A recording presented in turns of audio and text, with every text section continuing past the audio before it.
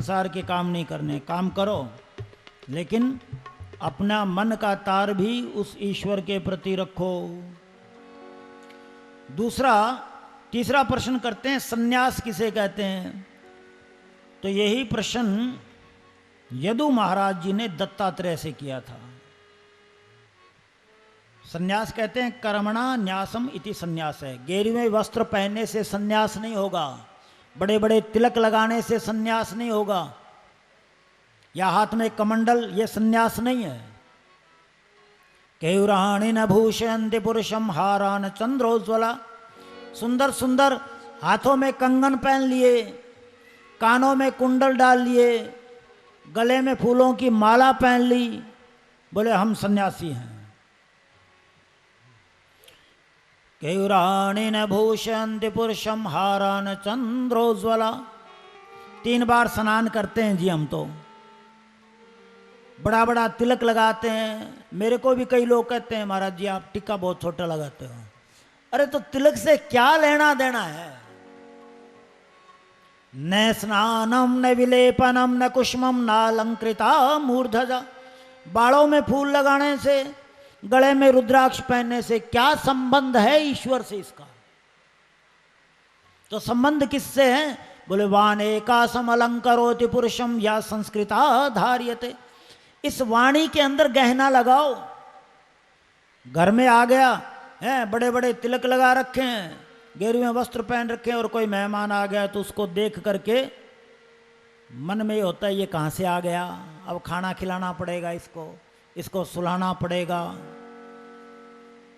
कहाँ गया आपका ये स्नान, ये विलेपन, ये तिलक?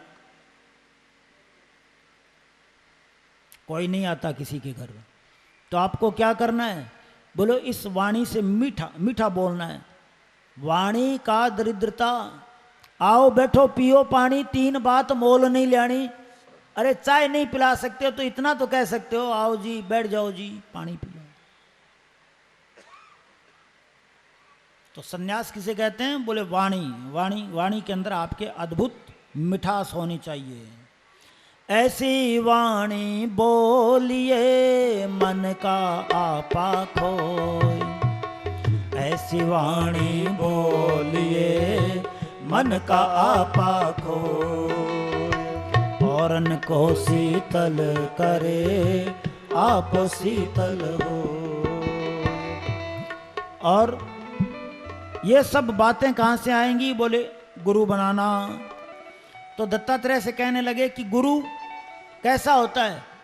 बोले गुरु 2 प्रकार के होते हैं, एक शिक्षा गुरु होते हैं, एक दीक्षा गुरु होते हैं। तो शिक्षा गुरु तो हम जब विद्यालय में पढ़ने जाते हैं वो आपके शिक्षा गुरु हैं। दीक्षा गुरु कौन से हैं? बोले आपके कान में जो फूंक मारता है। अब वो गुरु कैसा ही हो। तो वो कहते हैं कि आपने गुरु कितने बनाए दत्तात्रेय जी? बोले मेरे 24 गुरु हैं। पहला गुरु मेरा कौन है? बोले ये पृथ्वी है। पृथ्वी को मैंने अपना गुरु बना लिया कि साधु को पृथ्वी जैसा होना चाहिए। इसी पर मलमूत्र करते हैं, इसी पर थूकते हैं, इसी पर पैर रख करके चलते हैं, लेकिन फिर भी भूमि हमें खाने के लिए अनाज देती है। किम ते कृतम चिति तपो बत केशवांघ्रि। ऐसा क्षमा करना सीखो।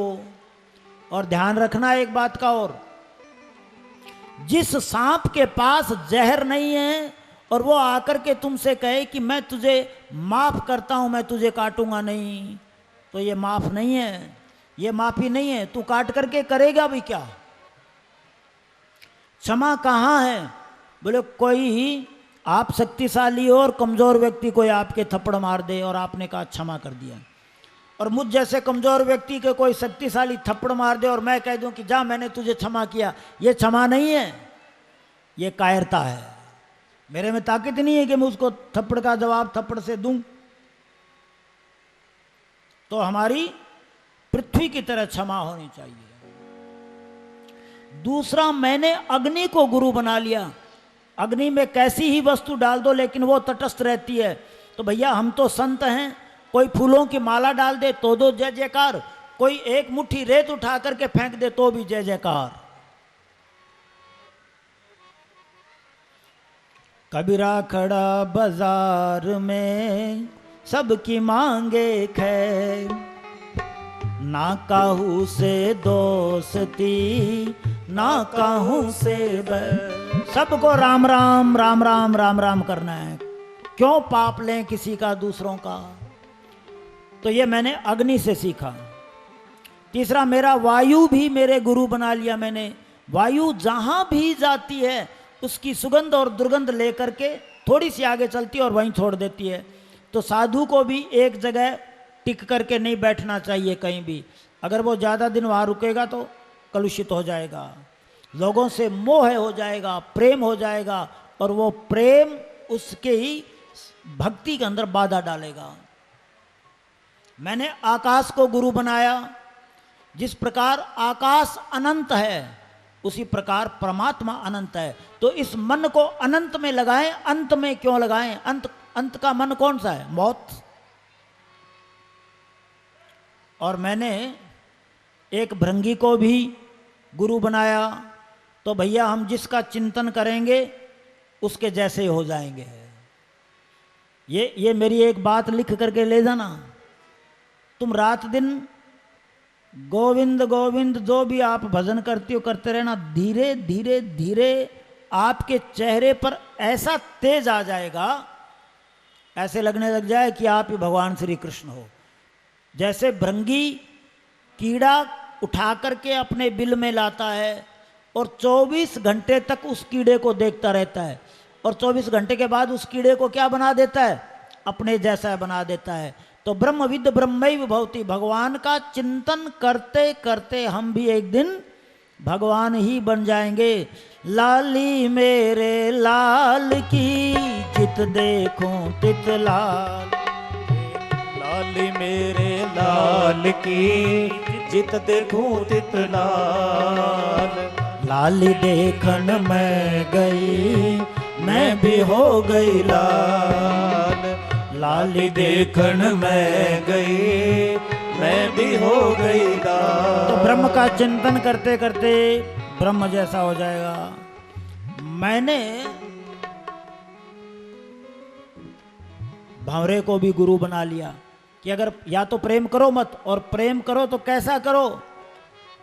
बोले ऐसा प्रेम करो कि रात्रिर्गमिष्यति भविष्यति सुप्रभातम, भास्व अनुदेश्यति हसिष्यति पंकजश्री। जिस जीभ से वो काठ में छेद कर देता है भंवरा, और वही इतना प्रेम करता है कमल के फूल से कि कहीं भी उसको चोट नहीं आने देता। और जब रात्रि का समय आता है, सूर्यास्त होने वाला है, तो उसमें जाकर के बैठ जाता है, सारी रात उससे स्नेह करके रस चूसना चाहता है। तो ईश्वर से प्रेम करो तो ऐसा चिंतन करो। और मैंने पतंगे को भी गुरु बना लिया। किसी के मोह में नहीं पड़ना है।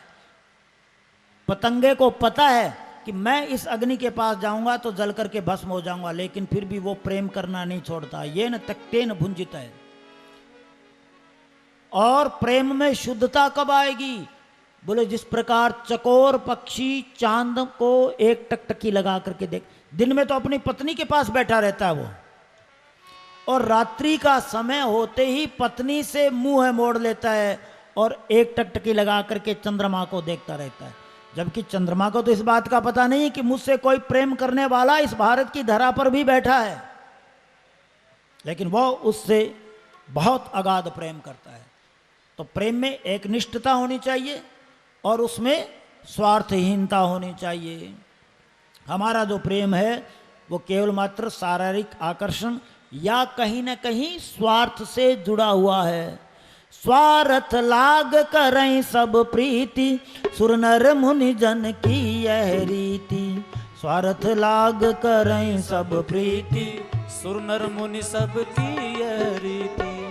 तो हमारा जो प्रेम है वो मात्र कहीं न कहीं उसके अंदर स्वार्थ छिपा पड़ा रहता है। और मैंने गुरु किसको बनाया? एक कबूतर को भी गुरु बना लिया। एक कबूतर ने छोटे छोटे बच्चे और वो पति पत्नी दोनों सुबह निकल जाते थे और दाना दाना ला करके उसको खिलाते रहते थे। एक दिन कोई बहेलिया आया, जाल बिछा दिया वो बच्चे गिर गए और उस बच्चे का पिता कबूतर आया, उसने कहा बच्चे ही चले गए तो मैं रह करके क्या करूँगा। वो भी उस जाल में फंस गया। उस कबूतरी ने सोचा मेरे पति गए, मेरे बच्चे गए, मैं भी रह करके क्या करूँगी। बहेलिए ने सोचा पक्षी बहुत समझदार हैं, रोज़ ऐसे आते रहे तो मेरा जीवन कैसा हो जाएगा, सुखमय हो जाएगा। लेकिन मैंने उस कबूतर से सीखा कि इस परिवार के अंदर मोह में पड़ करके केवल मात्र अपने जीवन को समाप्त करना है। तो मैंने उस कबूतर से क्या सीखा, माया सगी न मन सगा, सगा न यह संसार। माया सगी न मन सगा, सगा न यह संसार। रे मानव इस जीव को सो सिरंजन हार। रे मानव इस जीव को सोई सृजनहार। इस संसार का कोई भी सगा नहीं है किससे आप स्नेह करते हो। और मैंने एक कुंवारी कन्या को भी अपना गुरु बना लिया। कुंवारी कन्या को बोले गुरुजी वो आपने कैसे बना लिया। बोले एक कुंवारी कन्या को कोई देखने के लिए आया कि लड़की कैसी की है, तो उसकी दाद सास भी आई, उसका ससुर भी आया, सास भी आई। तो दाद सासू ने कहा कि मेरे को तो ये कन्या इतनी पसंद आई कि मैं तो अभी इसका रिश्ता कर करके जाऊंगी, अभी इसी समय। और इसके हाथों का बना हुआ है, ये सासुएं सूसुएं तेज बहुत होती हैं। अब तो इसके हाथ का बना हुआ भोजन करके जाऊंगी मैं। अब ये नहीं देखती कि बेचारी के घर में अनाज है कि नहीं है। उस दाद सासू ने क्या किया, 8 चूड़ी इस हाथ में पहना दी, 8 चूड़ी इस हाथ में पहना दी, रिश्ता पक्का।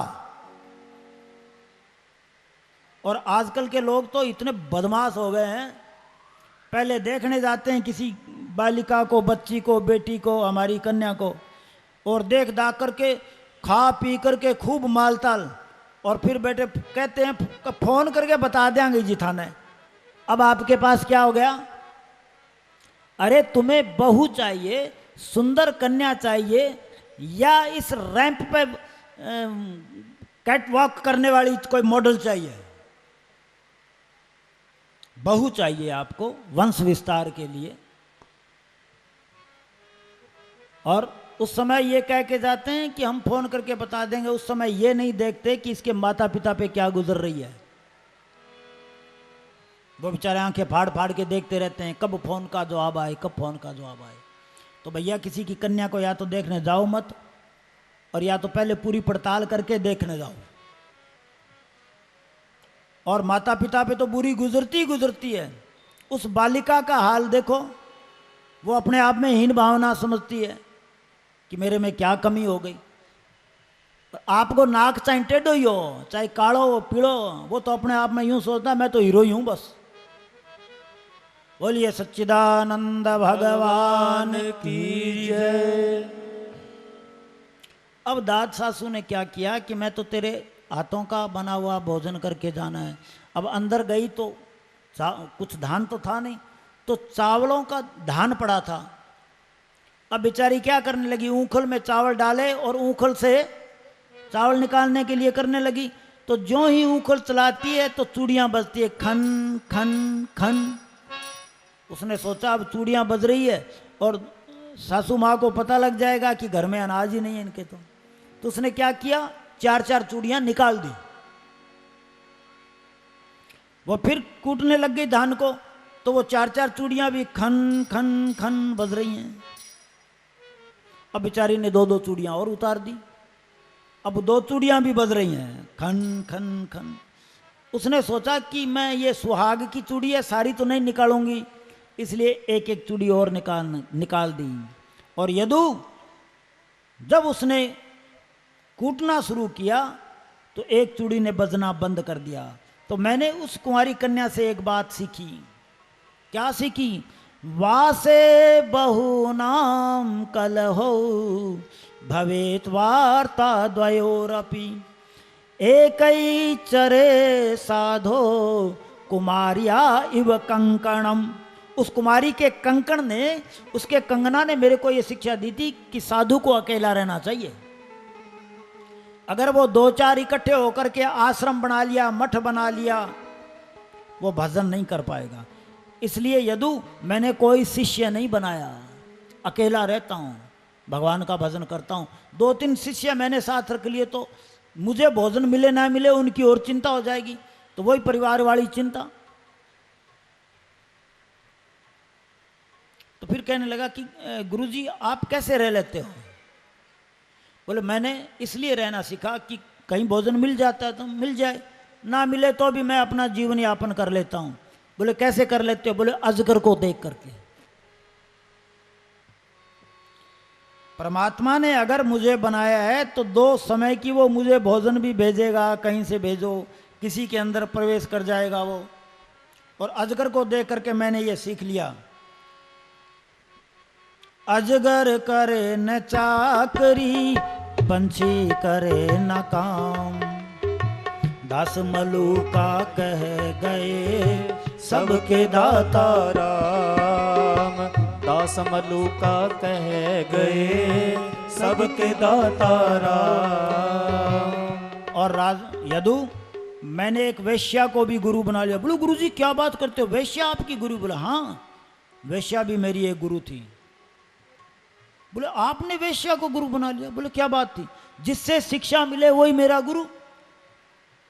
राजा जनक की नगरी में एक पिंगला नाम की वेश्या रहा करती थी। और एक दिन क्या हुआ, पिंगला नाम वेश्यासी विदेह नगरे पुरा। एक दिन सुबह सज धज करके जा करके राजमार्ग करके बैठ गई। सुबह से लेकर के शाम हो गई, लेकिन कोई भी ग्राहक नहीं आया उसकी सुंदरता को देखने के लिए। दूसरे दिन फिर प्रातःकाल जाकर के बैठ गई और रात के 10 बज गए। आंखें फाड़ फाड़ करके देख रही है, कोई ग्राहक नहीं आया। तो आज उसे बड़ी घृणा हो गई। अरे इन हाड़ मांस के पुतलों के लिए मैं 12-12 घंटे सज करके तैयार रहती हूं। अगर इतना समय अगर मैं अपने गोविंद को दिया होता तो गोविंद मेरे आज गोद में ना खेल रहे होते। तो मैंने उससे क्या शिक्षा सीखी, देहस्ति मांस रुधिरे अभिमतिम तजत्वाम जाया सुता दिसु सदा ममताम विमुंच। जब तक पिंगला सुंदर दिख रही थी तब तक उसके ग्राहक आ रहे थे। आज उसकी तरफ कोई देखता नहीं है। तो ये किसका प्रेम था? बोले हाड़ मांस का प्रेम था। और यदु मैंने एक बच्चे को भी गुरु बना लिया। बोले बच्चे को गुरु कैसे बना लिया? आप चिंता मत करो, 6:30 बजे एकदम समय पर मैं आरती कर दूंगा।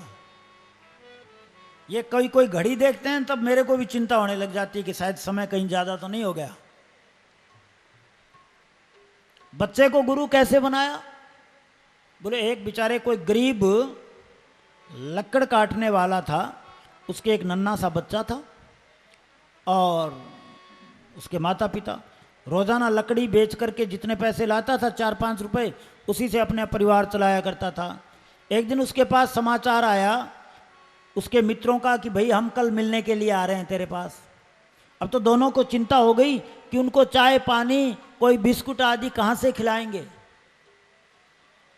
तो पत्नी बड़ी समझदार थी, उसने कहा ऐसा करो जी, बनिए की दुकान पर जाकर के उधार ले आओ 5 रुपए का, 1 रुपए का दूध ले आओ, 1 रुपए के बिस्कुट ले आओ, 1 रुपए की चीनी ले आओ, 1 रुपए की मिठाई ले आओ। उसने कहा देवी वो तो सब ठीक है, लेकिन 5 रुपए का कर्जा चुकाएंगे कैसे? बोले आप तो बड़े भोले हो जी। अरे आपके मित्र कितने दिनों के बाद आपसे मिलने के लिए आ रहे हैं, तो जब वो चाय पानी पी करके जाएंगे तो अपने मुन्ना के हाथ में 5 रुपए तो रख करके जरूरी जाएंगे। हाँ देवी ये बात तुम ठीक कहती है। अब 5 मित्र आ गए और खूब बचपन की बातें की, चाय पानी बिस्कुट आदि खा करके चल पड़े। तो पत्नी ने पति देव की तरफ इशारा करके कही ये तो चले गए, ये तो मुन्ना के हाथ में कुछ रख के ही नहीं गए, अब कर्जा कैसे चुकाएंगे? तो पति देव ने कहा कोई बात नहीं देवी चिंता मत करो, उस सेठ जी को कह देंगे एक एक रुपया करके हम महीने में आपको चुका देंगे। इतने में क्या हुआ, वो 500 मित्र वापिस आ गए और कहने लगे अरे भैया हम भूल गए थे कुछ बच्चे के लिए मिठाई लाना, तो इसलिए चलो कुछ हाथ में दे आते हैं। और वो पैसे देने लगे। अब बच्चे के हाथ में वो मित्र पैसे दे रहे हैं, बेटा कह रहा मैं मेरे को नहीं लेने। ले लो बेटा, मैंने कह दिया ना मैंने नहीं लेने। तो मित्रों ने कहा अपने मित्र से कि आप कहो अपने बच्चे से पैसे ले लें। तो उसने कहा बेटा अंकल हैं तेरे, ले लो ये पैसे दे रहे हैं। बोले मैंने नहीं लेने ये पैसे। माँ बार बार समझा रही है तेरे अंकल इतने दिनों के बाद तेरे से मिलने के लिए आए हैं, तेरे को कुछ दे रहे हैं कुछ खाने के लिए, तू खा लेना। बोले मैं नहीं लेने। बोले क्यों नहीं लेता? बोले इसलिए नहीं लेता, ये 2 रुपए दे रहे हैं, तू कह रही थी ना 5 रुपए देंगे। 2 रुपए से कैसा कर्जा चुकाओगी तुम माँ? दौड़ करके माँ ने अपने